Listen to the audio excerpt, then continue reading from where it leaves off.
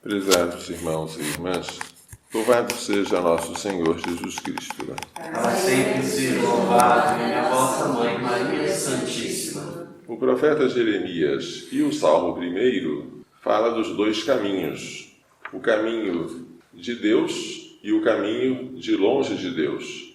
Aquele que teme o Senhor é como uma árvore plantada junto do rio, que sempre dá frutos e não teme o período da seca. Aquele que confia no homem, aquele que põe a sua força na carne humana, enquanto seu espírito se afasta do Senhor, é como a planta que vegeta no deserto, na região salobra, desabitada.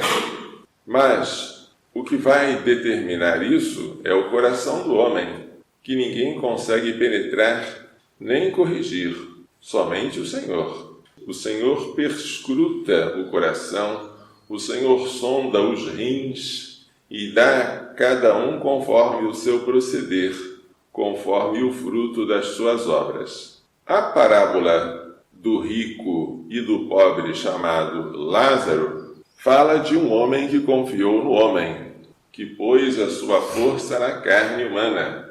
Ou seja, ele confiou nas suas riquezas, ele se banqueteava todos os dias com requinte e achava que isto era o suficiente. E não dava importância ao necessitado que jazia na sua porta, cheio de úlceras que eram lambidas pelos cães, nem dava as sobras das suas comidas para saciar aquele indigente. Este homem rico, que na parábola não tem nome, recebeu durante a vida os bens. Após a morte, ele foi para o inferno.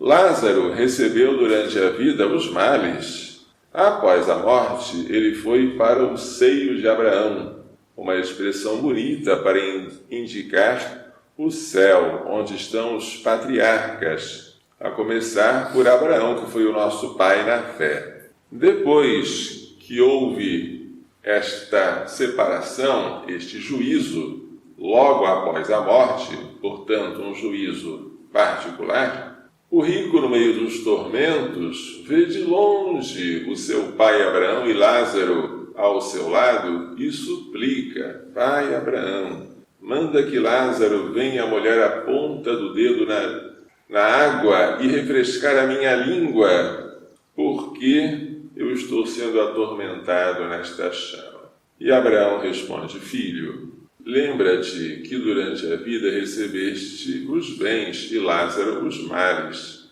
É justo que agora ocorra o contrário. Primeiro motivo: justiça. Lázaro merece a recompensa pelos seus sofrimentos suportados voluntariamente por amor. O rico merece o castigo por causa da sua idolatria ao prazer e pela sua rejeição ao próximo. Mas, além disso, entre nós e vós há uma distância infinita, há um abismo intransponível. Os que querem passar daqui para aí não podem, nem o contrário. É uma alusão ao destino eterno após a morte. Os que estão no céu não podem ir para o inferno. Os que estão no inferno não podem mais ir para o céu. O destino é irrevogável. Então, o rico tem uma ideia. Pai Abraão, manda Lázaro ir à casa de meu pai, porque tenho 5 irmãos. Se estes 5 irmãos estão vivos, significa que o mundo não acabou. E que este julgamento que houve não foi um juízo universal, foi um juízo particular, logo após a morte.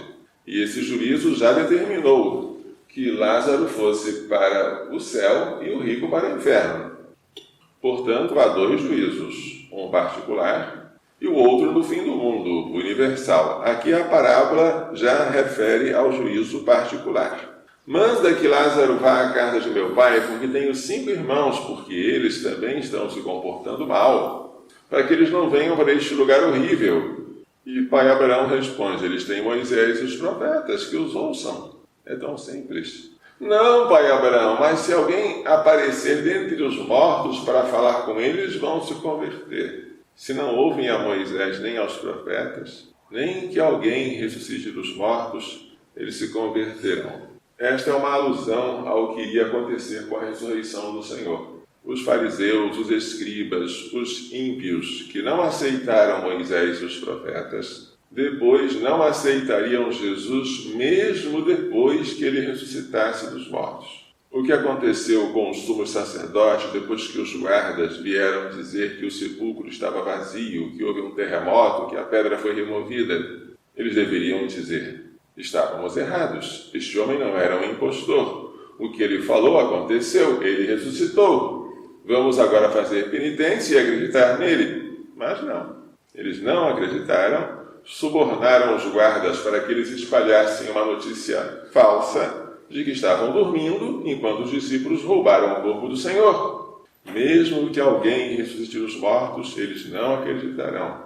Ou seja, para quem não quer crer, nenhum milagre é suficiente. Para quem quer crer, basta Moisés e os profetas. Ou seja, não devemos esperar que Deus venha até nós com sinais extraordinários para nos mover à conversão. Se quisermos, nós temos à disposição a Igreja com o seu magistério, nós temos a Sagrada Escritura com os seus livros fielmente interpretados pela Igreja, nós temos a tradição perene que sempre conservou o depósito da fé e da moral para nós temos os sacramentos que nos dão a graça. Se isso para nós não basta, não devemos esperar que Deus acrescente algo. Esta parábola, ela é um golpe mortal na doutrina espírita da reencarnação. Porque aqui, o rico e Lázaro têm um destino eterno. Nenhum deles vai se reencarnar em um outro corpo para ter uma segunda chance de recuperação. Acabou. É para sempre. E esta parábola nos ensina que o destino eterno já está decidido logo após a morte. E que, após a morte, nós vamos colher o que plantamos durante a vida, de bom ou de mal.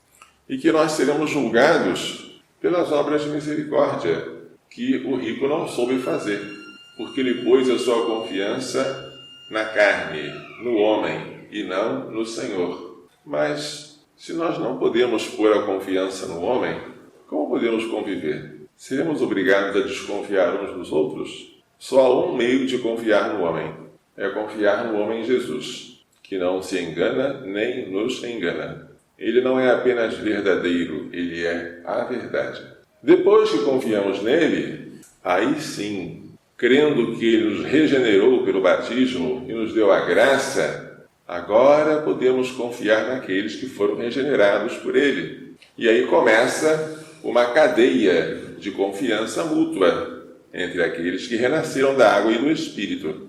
Mas a confiança que devemos ter uns nos outros não significa, nem pode significar, idolatria ao ser humano. A gente não põe a nossa confiança na carne, nem sequer na carne dos nossos parentes mais próximos. Nossa confiança está no Senhor. Nós amamos a todos, até o inimigo, quanto mais os amigos. Mas não são eles a nossa salvação. A nossa salvação é o Senhor. Eles podem ser até instrumentos de Deus para me salvar. Mas eu não devo pôr a minha confiança naquilo que eles estão me oferecendo. Dinheiro, comida, amizade. Não é isso que me salva. Se estes meus amigos me conduzem para junto do Senhor, que é o meu Salvador, que é o caminho, a verdade e a vida, ótimo. Se eles, porém, me afastam do Senhor, não será a confiança neles que vai me salvar.